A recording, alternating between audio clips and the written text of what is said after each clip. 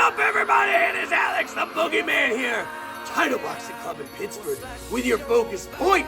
And this week is the best week of the year. It's the week of Halloween. I hope you join us for glow boxing in the evenings. But our focus, in the spirit of Halloween, will be what I like to call slashing punches. The overhand right and the liver shot left, if you're right-handed, of course. And I call them slashing because they come at a diagonal angle. Last week you talked about the cross and variations of the cross. And I always said over and over again, the cross has got to be perfectly straight.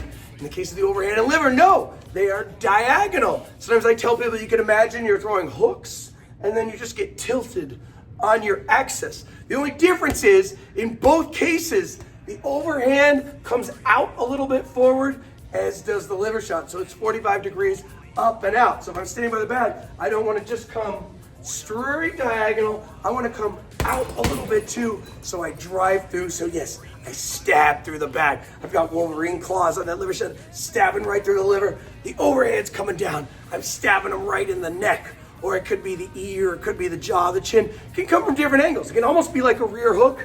It just turns over a little bit. Or it could be like an ice pick stab, like Chuck Liddell. Or of course, Michael Myers coming over the top. Now we also want to make sure that we go punch through both these punches. Of course, we're a slasher. We don't want to just throw the overhand and stop.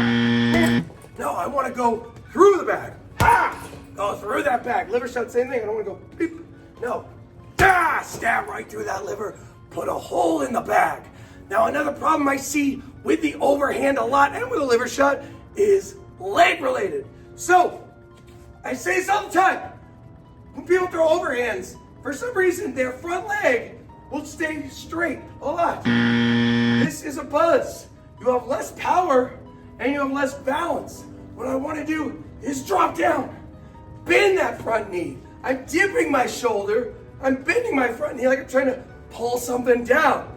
Liver shot, not so much, but I see people that don't use their legs. You are lifting up on that liver shot, pushing off the ground. And when you throw them together, they feed into each other.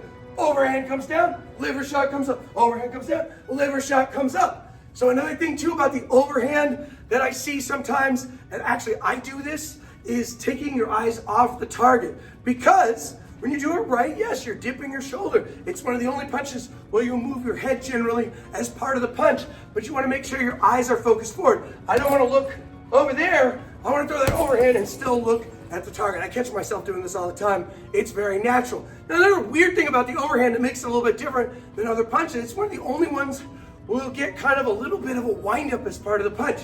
You don't want to go too crazy, but if you can see what I'm doing is I'm drawing a little circle with my elbow. So it's kind of getting that little whip on that overhand. It's a little bit, it takes a little extra time. People can see it, yes, but it can have high reward as well. So you don't want to be a big windmill windup. No, it's just with your elbow. Just that little bit to generate some extra power on that overhand. And power is what we're going to be working on because we are throwing slashing punches, right? We're not going to throw them light. We're not going to go boop. We are going to cut through that bag. We are slashers. We're our own slasher this week, and that is how slashers do it.